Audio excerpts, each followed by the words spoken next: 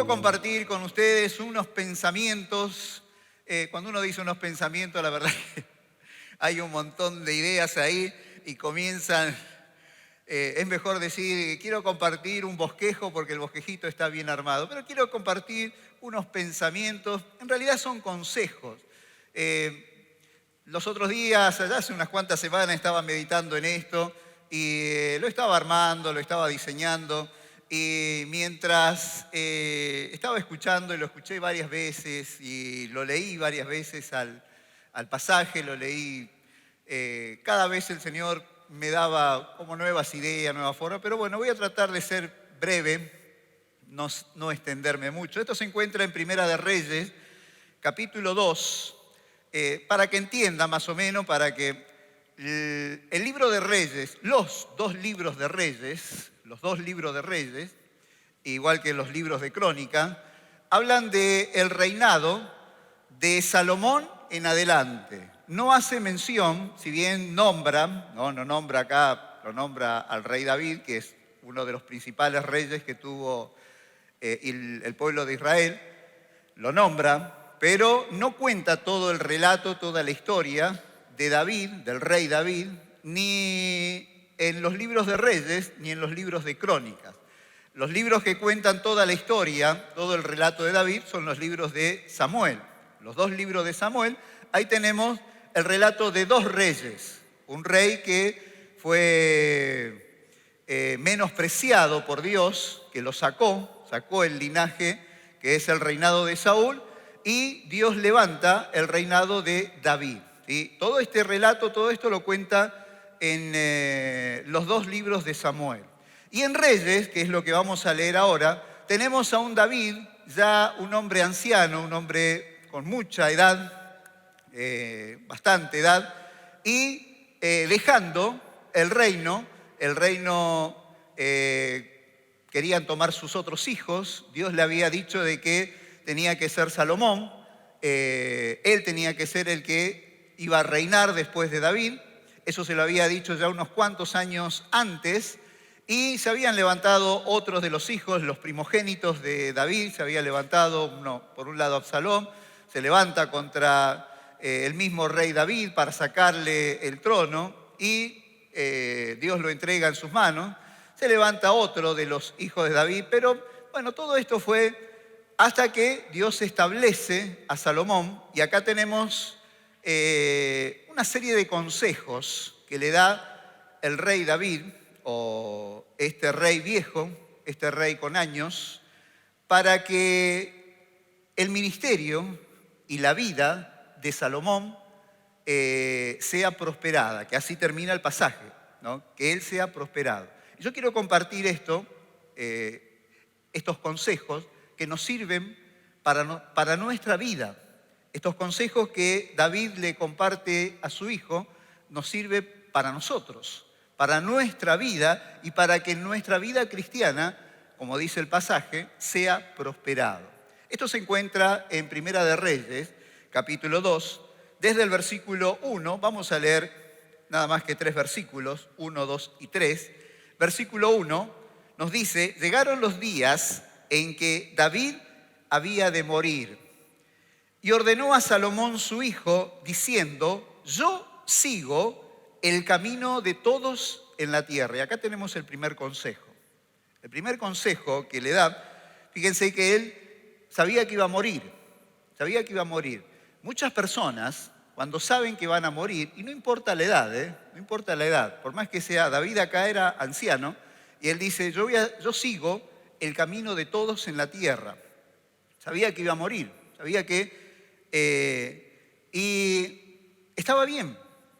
Es importante aceptar la muerte como parte de la vida.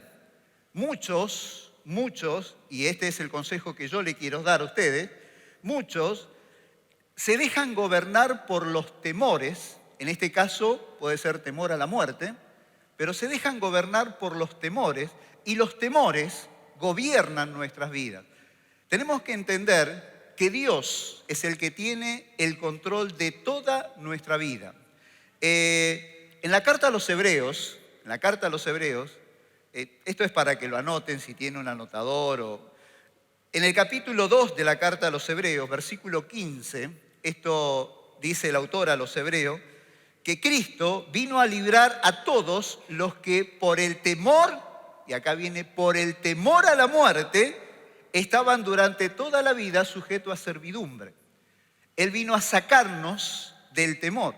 Quizás muchos de nosotros, yo me acuerdo cuando mi mamá partió con el Señor, cuando ella parte con el Señor, yo no era creyente. Vi el milagro que Dios hizo en ella. Dios la había sanado de cáncer, Dios la había levantado prácticamente de la muerte. Creo que muchas veces lo he comentado, pero Dios la había levantado de la muerte.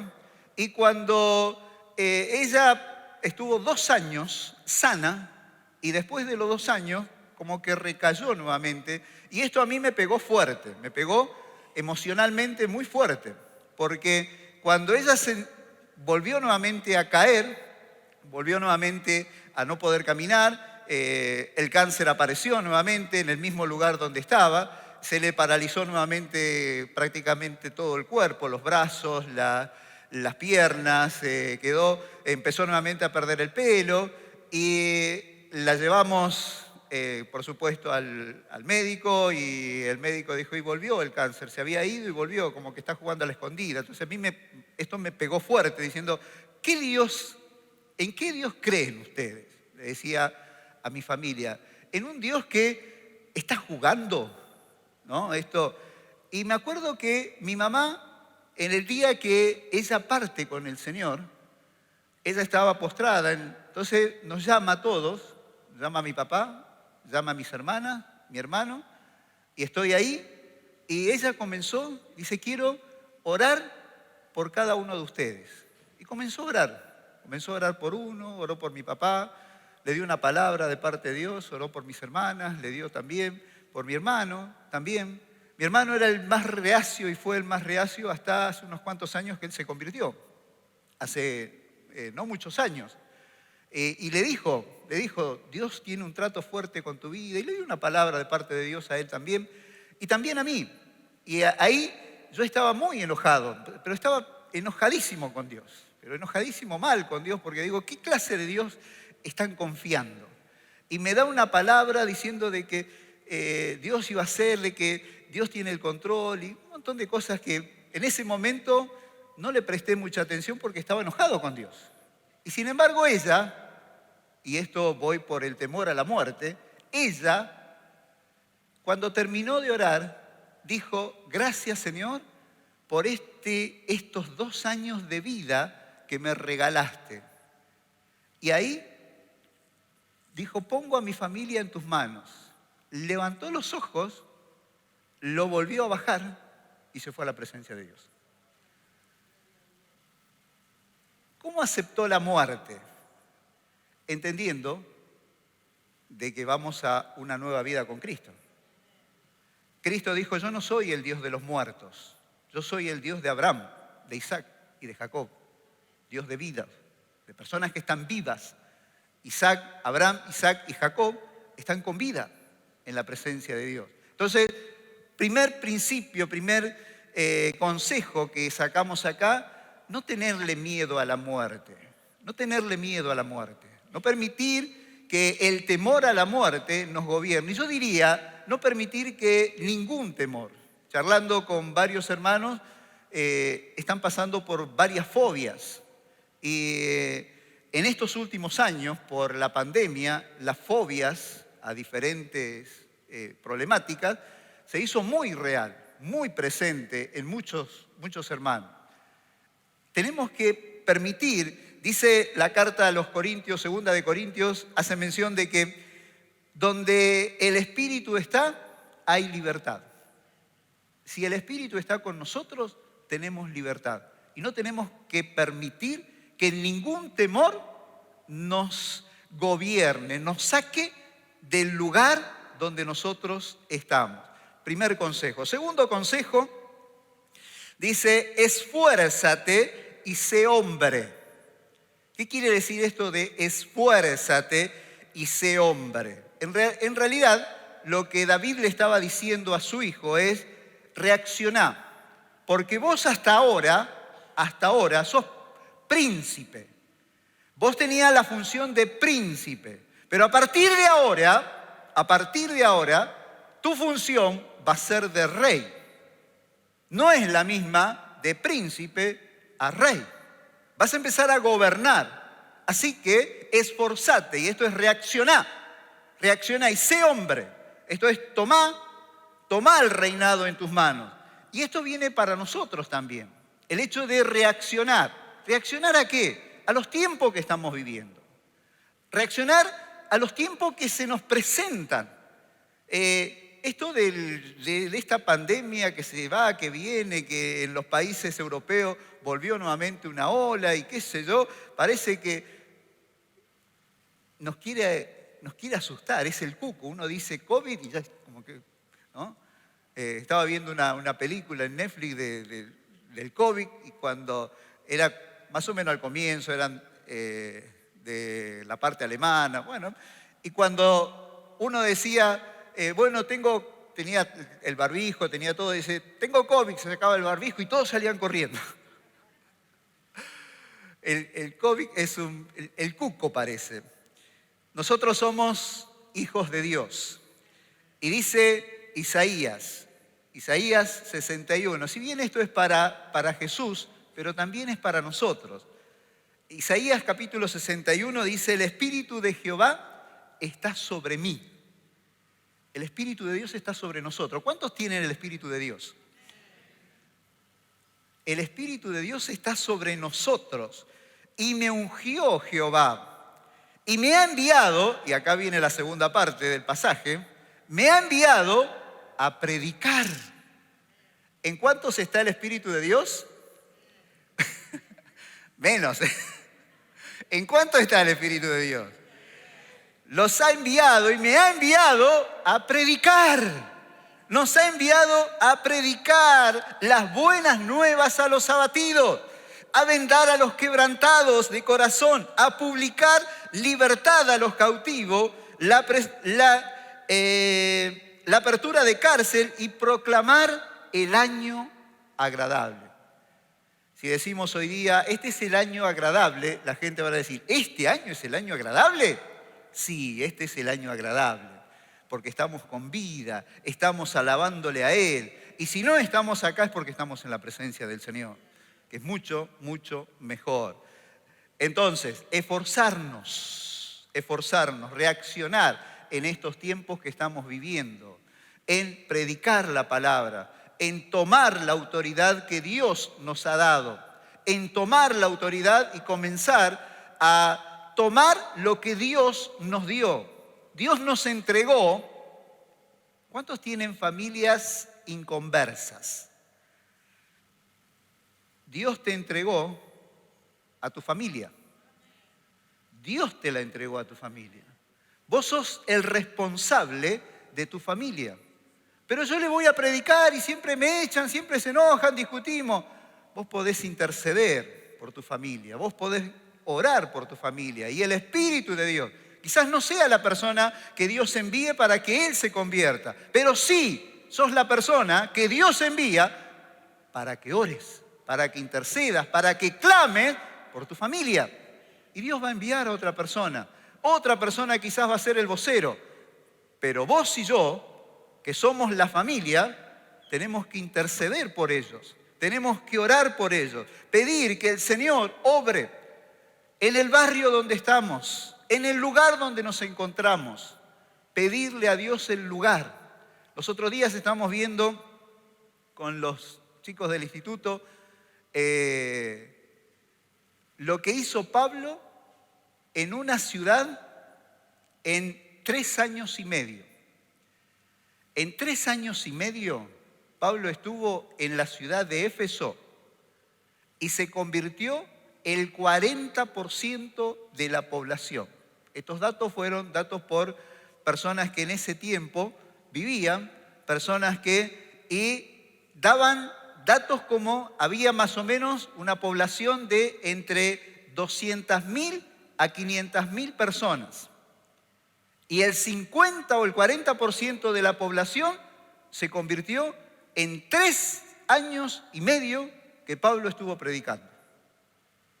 Cuando yo empecé a leer todo esto y a mirar y daban datos y empecé a mirar en la Biblia y digo, tiene razón. Y yo estoy acá en este barrio, en el barrio donde estoy hace como 20 años. ¿Y cuántos se convirtieron? ¿Sabe qué? No sé para ustedes, ¿no? Pero a mí me pegó. ¿Cuántos se convirtieron en nuestro barrio? Por lo que Dios te entregó tu barrio. Bueno, algunos dicen, bueno, pero es Pablo, es Pablo. Pablo es igual que nosotros. Es un hombre, una persona, como nosotros. Con el Espíritu de Dios dentro de nosotros. Con el Espíritu de Dios dentro de él. Entonces, estamos en igualdad de condiciones. Hermanos, reaccionemos. Dios nos puso en un lugar y nos dio la autoridad para orar en el lugar donde estamos. El tercer consejo, dice el versículo 4, guarda los preceptos de Jehová. Y el tercer consejo de guardar los preceptos de Jehová, y esto tiene que ver con la relación con Dios. En el Antiguo Testamento, todos los reyes, los profetas, que mantenían una buena relación con Dios, eran porque guardaban los preceptos de Dios, guardaban las órdenes, guardaban los estatutos, guardaban la ley, Entonces, cada uno de ellos, y esto, si ustedes hacen una pequeña lectura de los libros de Reyes, primera, segunda, los libros de Crónica, primera y segunda, son libros un poquito extensos, pero si ustedes leen esto van a ver de que los reyes que sobresalen son los reyes que buscaron a Dios, que siguieron los preceptos de Dios. Ahora, esto habla de nuestra relación con Dios. Y mirando a algunos hombres de la Biblia, Dios con algunas personas los calificó. Interesante, Dios calificó a hombres en la Biblia. Por ejemplo, Abraham, Dios lo llama amigo. Abraham, mi amigo. A Moisés,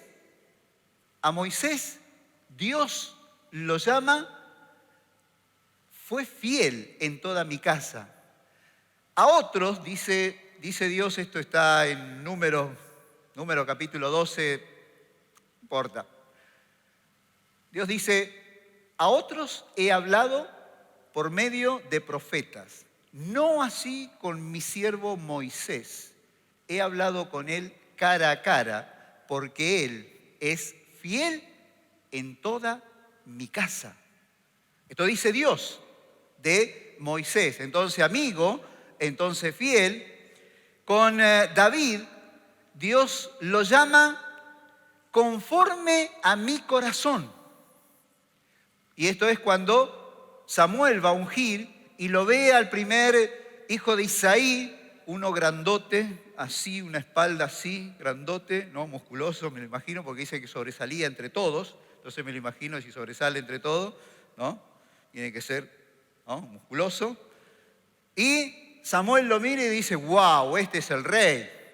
Y Dios le dice a Samuel, no mires su apariencia, porque yo no miro su apariencia, yo miro su corazón.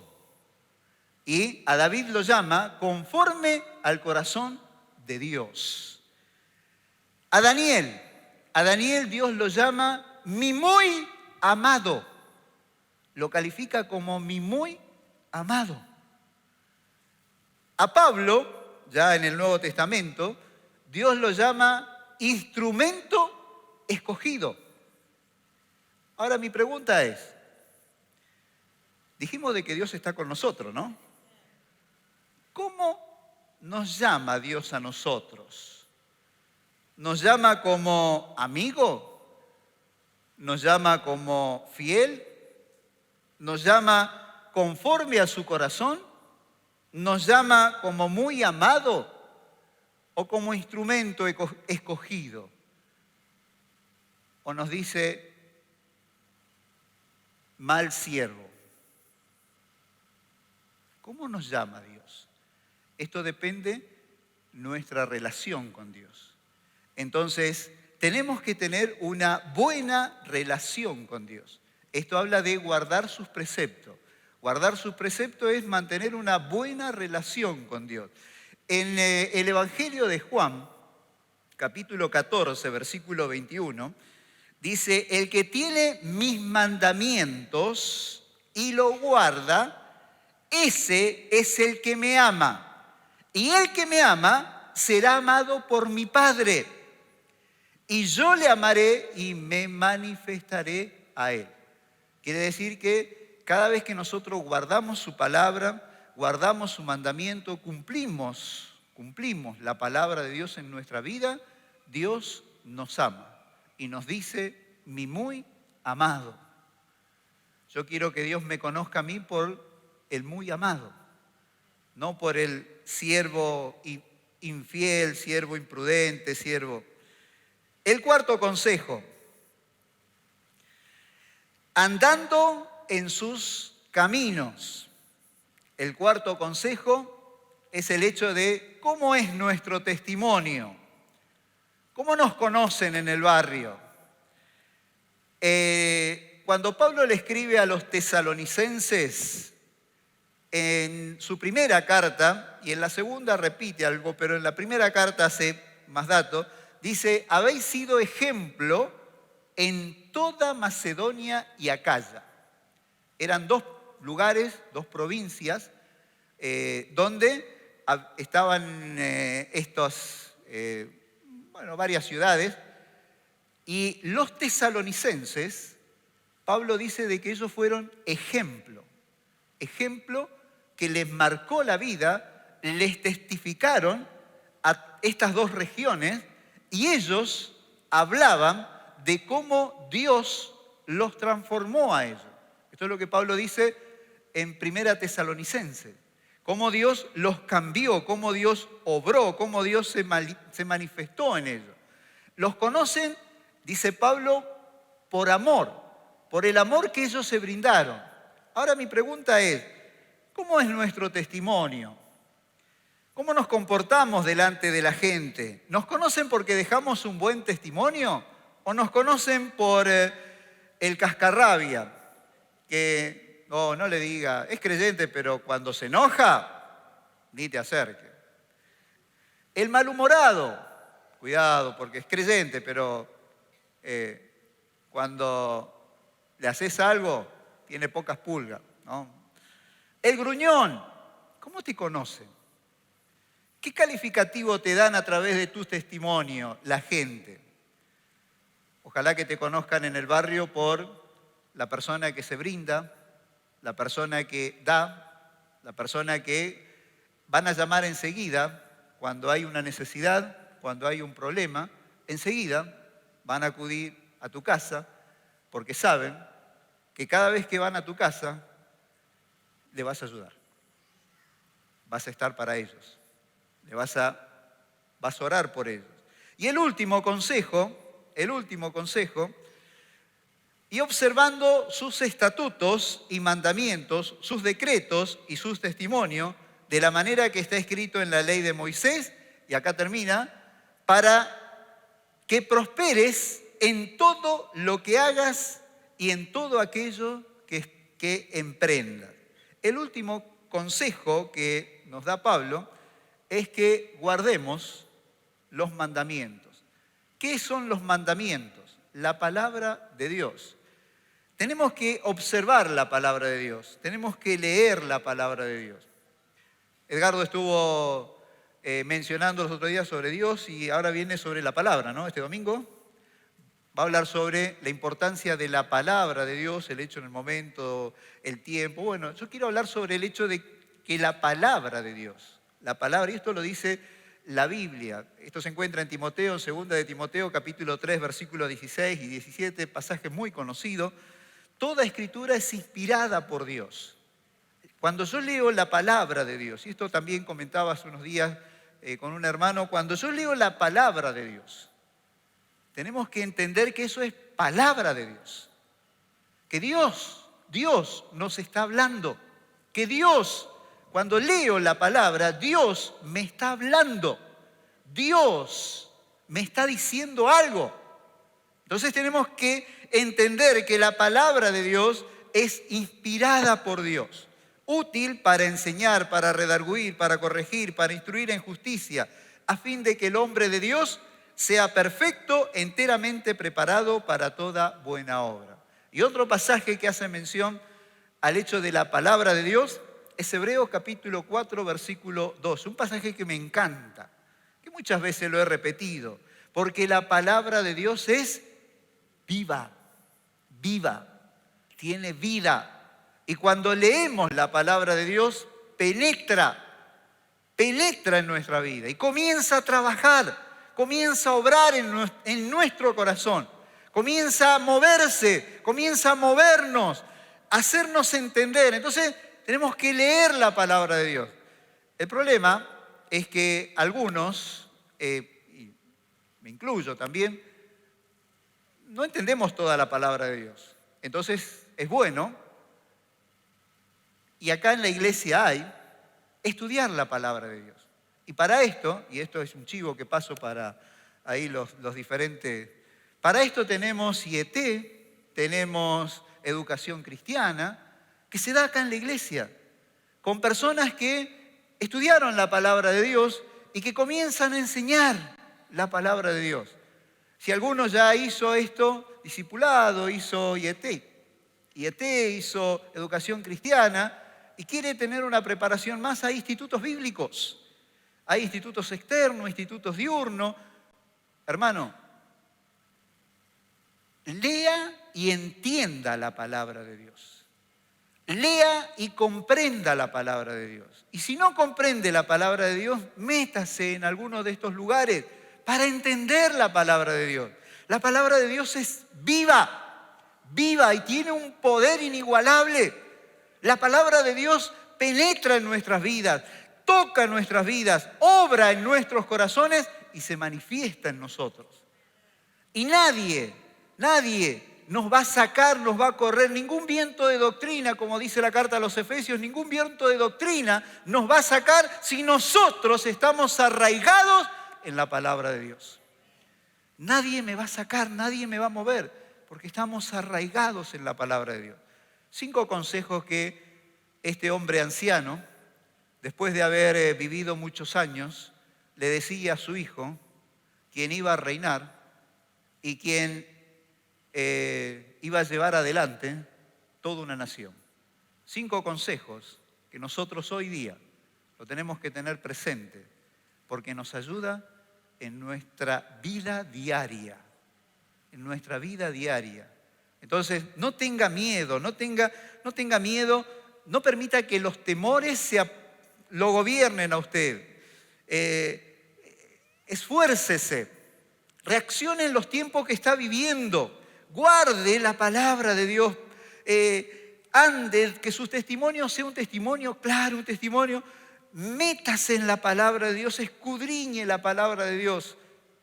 Y cuando hacemos esto, el Espíritu de Dios obra en nuestras vidas. ¿Qué tal si nos ponemos de pie? La palabra de Dios nos dice, y esto ocurrió en un momento, pero es para hoy día también. Si está escrito, es para hoy día. Nos dice de que cuando la iglesia estaba reunida en un momento que, y esto está en Hechos capítulo 4, cuando la iglesia estaba reunida porque los líderes los estaban persiguiendo, los líderes lo agarraron a Pedro y a Juan y le dijeron que no hable más de Jesucristo y ellos se juntaron con la iglesia y al juntarse con la iglesia comenzaron a clamar a Dios. Y cuando clamaron a Dios, el Espíritu de Dios descendió sobre ellos y no les importó lo que los líderes le decían. Es más importante obedecer a Dios que a los hombres. El Espíritu de Dios está acá. Hermano, no sé cuál es tu problema, no sé cuál es tu situación, pero sé que Dios puede obrar en tu vida, Dios puede cambiar situaciones, Dios puede sanar. Dios tiene el control absoluto de todo. de todo, aún del aire que respiramos. Dios tiene el control absoluto y esto lo vimos con este problema del COVID y todo esto. Se nos cierra acá un poquito y me acuerdo de una prédica de Fito hace unos cuantos años, estamos ya en el galpón, y él habló sobre la vasija, cuando el alfarero comienza a moldear la vasija, y muy expresivo este hombre, un pastor polignano, y dijo, el alfarero comienza a moldear la vasija y lleva el dedo del cuello de la vasija hasta donde él quiere. ¿Qué tal si él te cierra acá? Dice. Terminaba diciendo, no te preocupes, porque el alfarero sabe hasta dónde te quiere dar y por más que te cierre el cuello, va a permitir que siempre se esté en su presencia. Y eso es una gran realidad. Dios tiene el control absoluto de toda nuestra vida. Levanta tu mano ahí donde está y comenzá a meterte en la presencia de Dios. Espíritu de Dios, tu presencia sigue obrando en nuestras vidas, en nuestros corazones. Señor, que tu Espíritu Santo llegue a aquellas personas que nos están viendo, llega a sus vidas, obra en sus vidas, en sus corazones, en su familia. Si ellos están pasando por necesidades, por problemas, te pido que tu Espíritu Santo se haga presente en sus corazones, obrando milagros. Pero también, Señor, te pido que tu presencia obre en este lugar, tocándonos, ministrándonos, manifestando tu gracia y tu presencia. Espíritu de Dios, llénanos, que con esta llenura vayamos a nuestros lugares, a nuestras casas, y que las personas puedan ver, así como lo vieron a Moisés con el rostro resplandeciente, vean en nosotros al Espíritu de Dios. Señor, llénanos, llená cada vida, llená cada corazón. Espíritu Santo, manifestá tu gracia en cada una de nuestras vidas. Espíritu Santo, ministranos. Te amamos. Por eso ponemos nuestra mente y nuestros corazones en tus manos. En tu nombre, Jesús. Amén y amén. Que Dios le bendiga, queridos hermanos. Nos estamos viendo el domingo en la reunión.